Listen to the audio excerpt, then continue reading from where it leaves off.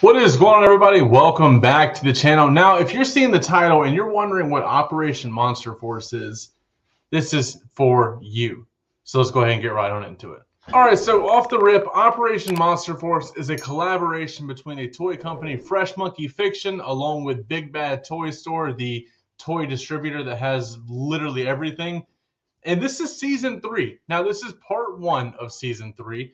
Season 1 had 8 figures, I believe. Season 2 had 11 figures. Here we see 6 figures, but like I said, this is just part 1. Now, I'm going to start doing some reviews of the figures. I have about half of Wave 1 so far. Wave 2 comes out the tail end of next year, I believe. And now 3 is shown off. This isn't even counting Order of the Crimson Moon, which is a whole different thing. And I'll mention it whenever I do my reviews. So, this is season 3. They put up the pre-orders for these 6 figures, so I'm going to give you the backstory of this season of Operation Monster Force, and then we're going to do a deep dive on each figure and talk about them and what they bring to the table. So as you see here, the notorious warlock Johnny Spector, which we have not heard of before, has died. His private collection of coveted ancient artifacts, including the staff of the Crimson Moon, is now up for auction. Now, the Crimson Moon is a military operative from Transylvania in their comic book story from, I believe it was 1976. Those figures look very, very sick. This exclusive invitation-only event has attracted a who's who of the mystical underworld. Among them is Dr. Rand, as you see the guy in the lab coat, who is convinced the staff holds the secret to making his Kilowog werewolves unstoppable. If you're wondering about the Kilowog werewolves figures, go look up Robo Don't Know's videos or review of that figure that he dropped last week, a couple weeks ago. It's actually pretty insane. I need to get that figure too. Also in attendance is Mr. Legacy, the hooded man over here on the right, the foremost historian of the arcane, which is magic basically. He and Declan Van Helsing, the main good guy for season 1, suspect the Forgotten King, the main bad guy from season 1, will attempt to claim the rare red moonstone contained in the staff. If so, it would be the first time Monster Force has advanced notice of where the Forgotten King will appear, so they set up a heavily armed ambush. But what Declan doesn't realize is that new players are infiltrating the auction as well, those who want to buy the staff, those who want to destroy it, and those who want to steal it. What will happen when the red moon rises? I don't know about you guys. That sounds pretty intriguing to me. Now, believe it or not, as much as I love Marvel, I have never read a comic book. This Operation Monster Force is going to be the first comic book that I actually read. I don't know if it's for sale on their site right now. I have to look at that after the video. I'm intrigued by all of this. And for this to be an independent toy company, they have a lot of steam when it comes to at least YouTube reviewers and people in the figure community. They love the soldiers. They love the bosses. They love everything about this so far. So, as you see, Operation Monster Force Season 3 includes Dr. Rand, Mr. Legacy, the 13 Ghost Red Demon, the 13 Ghost Goblin, the Ambassador of, can't pronounce that word, and Commander Gridiron. So, we're going to go over here to Big Bad Toy Store, and we're going to take a look at these characters, and there's a little bit of a bio subsection on each one. This is the Commander Gridiron figure. As you see here, it comes with 2 heads, a pistol, a rifle, 2 additional pouches, and what is that, 8 hands all together? Then we're going to scroll on down here. It says, Commander Gridiron is an arms dealer with a checkered past. His specialty lies in customized weapon loadouts on short notice. Even though he has customers all around the world, some savory and some not, he has to become the go-to supplier for General Brown and the Sentinels, which is the military leader in part 2. Previously employed in the San Diego Naval Shipyards, Commander Gridiron entered the private sector to become something of a privateer patriot. When General Brown needs to spin up a response team to unique threats like an ancient sorcerer pharaoh, ninja army, or the return of Riot, Commander Gridiron is able to arm those teams at a moment's notice with their silver ammunition for a 50 caliber anti-werewolf Gatling gun, yep, that's a thing, or a helicopter-mounted chain gun that can be carried by a Sasquatch. Now, if that's the case, it makes me believe we might get vehicles in this line, which is pretty insane. We've gotten them from Valiverse, we've got them from Hasbro. Not many other third-party companies besides maybe Ramen Toys has given us 1/12 scale vehicles, so I'm excited for that. But Commander Gridiron can make that happen. He rarely travels without his personal team, the Skull Crushers, which I don't think we have seen those yet. And one can assume they keep the most exotic armaments for themselves. If an enemy were ever so ill-advised as to attack Commander Gridiron, they would be in for a heck of a surprise and retaliation. Like I said, this dude looks like he doesn't play around at all, and it's just a nice, beefy soldier. If you want to put the helmet on there, that's what the Skull Crusher is. It's the additional helmet. See, that's why we read these things. That's why we read these things. Also, that's not a rifle. That is an auto shotgun. That is Commander Gridiron.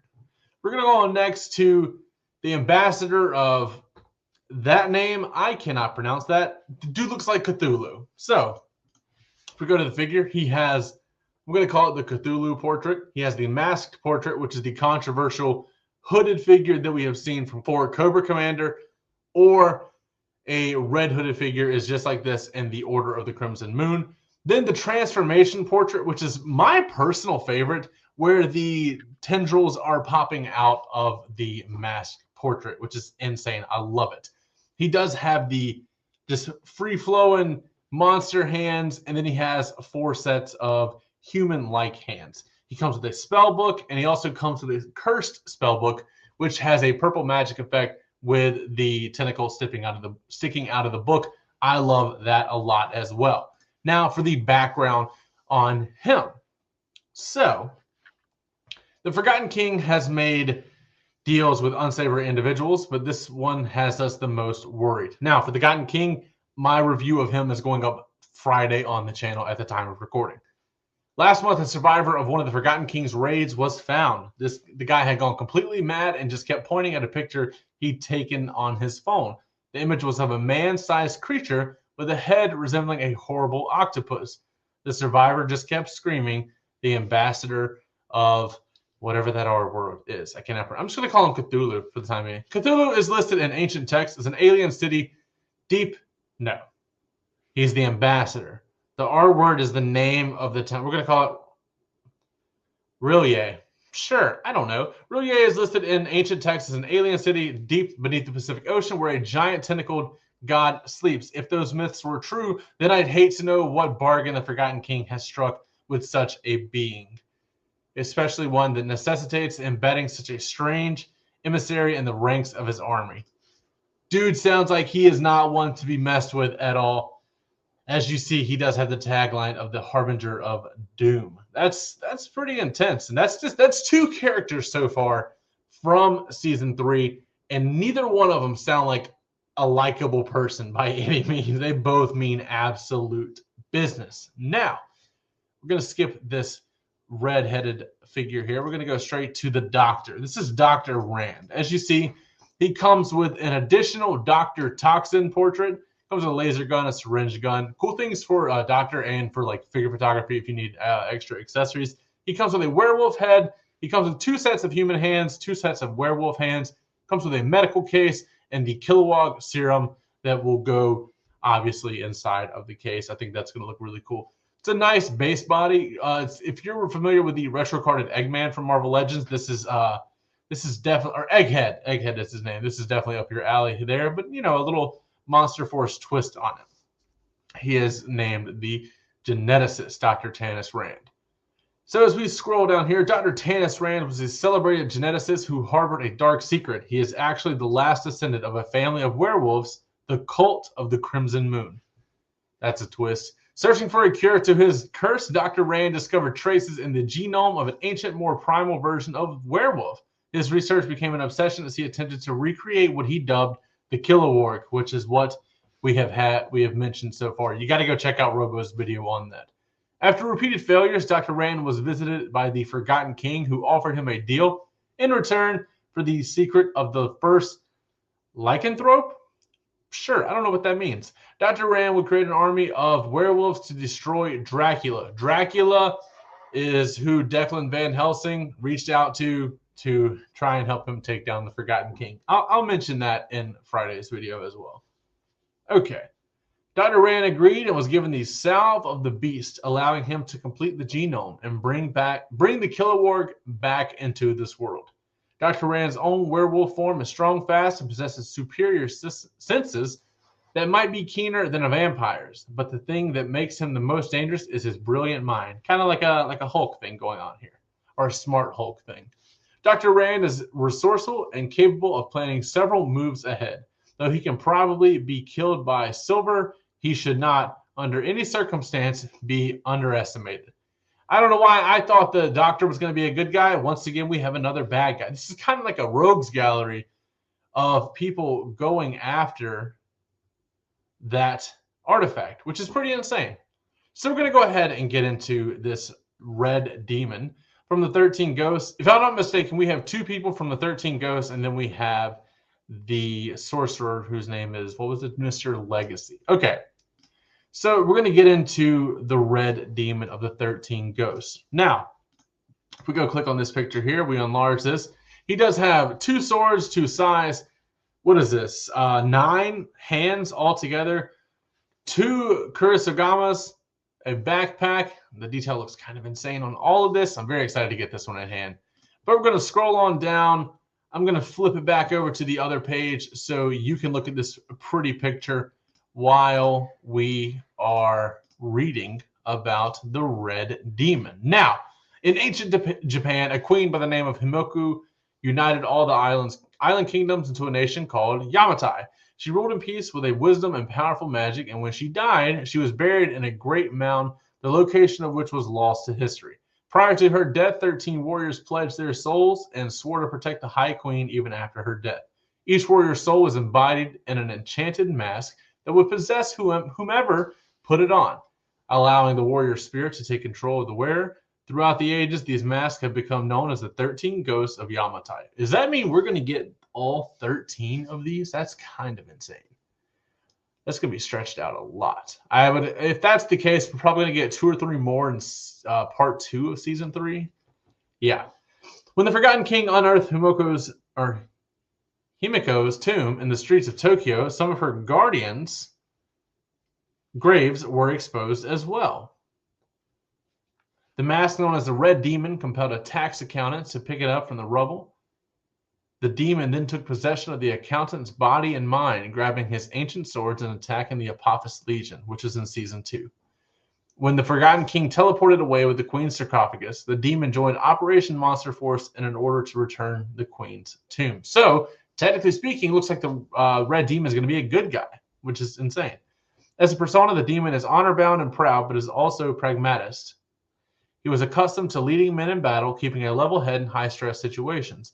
He has been the source of most of our knowledge on the 13 Ghosts and has continually demonstrated himself as the most reliable of the ones we've met so far. That said, though he respects our chain of command, he does not recognize it. The Red Demon sees himself as an ally, but not a member of our team, and he has no problem reminding us of that when he doesn't like the plan. Dude sounds bad too. I mean, like he's on their team. He's not on their team. He's an ally, but you don't want to mess with the Red Demon. Now, we're going to talk about the Goblin from season 3. This is the Goblin. He comes with, what is that? 10 hands altogether, a sword and a sheath, and then he comes with traps. That is interesting. Are those like closed versions and then open versions, and then like a blast effect to put on the open version? And that one looks like a giant bear trap, but like with demon motifs. That's it's insane. I like that head scan too, like the burn mark on the side with the mask. I like that. Let's read about the Goblin of the 13 Ghosts. The mask known as the Goblin seems to have strayed from his oath over the millennia. The spirit has turned malicious and seems to crave the suffering of others. He is an expert trapper, setting devious contraptions to capture his prey, only to delight in torturing them after. He, along with the mask known as the Fog, have fallen into the employ of Savitar and his criminal organization, Red Resolution. Never heard of this before. Also, they're mentioning the Fog as a mask, which is not one we have seen so far. So we're going to get more in part 2. How Savitar compels their loyalty and even how he found them to begin with are troubling mysteries.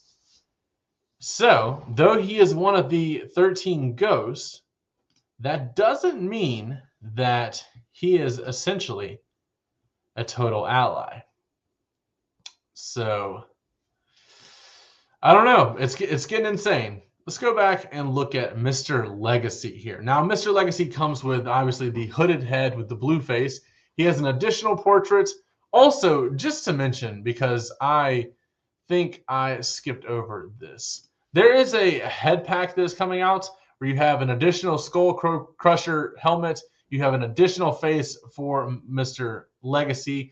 And then the Ambassador of Rillier, sure, has a human portrait. That's the Cthulhu-looking dude. That's this guy right here. He has a human portrait, which makes sense with the human hands.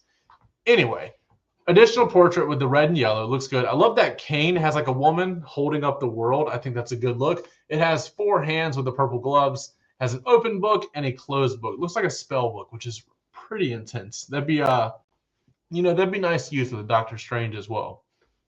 But let's go ahead and read about Mr. Legacy. Now, he is a mysterious figure whose first confirmed appearance was in the 1888 symposium hosted by Jules Verne.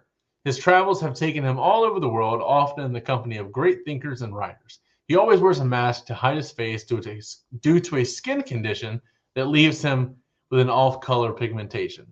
He has a variety of masks and never removes them in public. He is a self-proclaimed witness to history, eschewing direct action. Instead, he advises leaders in times of the Great Threat, sharing his experience and vast knowledge. During World War I, he provided medical aid to wounded soldiers on both sides of the trenches. In World War II, he joined the Midnight Men in an advisory capacity. No one knows the true identity of Mr. Legacy, and it is possible that he died during World War II, only to be replaced by someone new under the mask. However, in a world threatened by a mummy where Dracula is our best hope of victory, a 200-year-old historian may not be the strangest thing to worry about. They got a point there. I don't know about you guys though, but this gets me crazy excited for this figure line. I love everything they're doing. The story makes a lot of sense. For the most part, I kind of like, once I have like a physical book in hand, it will make a lot more sense. I can kind of follow it. And once season 2 comes into hand and then the Order of the Crimson Moon gets in the hand, it's going to make a lot more sense. But I'm very excited for this. I love what they're doing. It's an original idea, not taken from anything else. And I really hope this line continues to succeed. They have teased season 4 and I believe part of season 5 even at toy conventions. I think it was Legion's Con not too long ago up in like New Jersey, possibly. I don't know. And it looks really good. But I do love this figure line. Like I said, there are going to be 2 reviews coming on Friday for the Forgotten King and Dracula. Those figures are insane. They use a lot of the same parts. But I'm loving this. I want to know what you guys think down in the comments below. As always, don't forget to like, comment, subscribe. And last but not least, take it easy.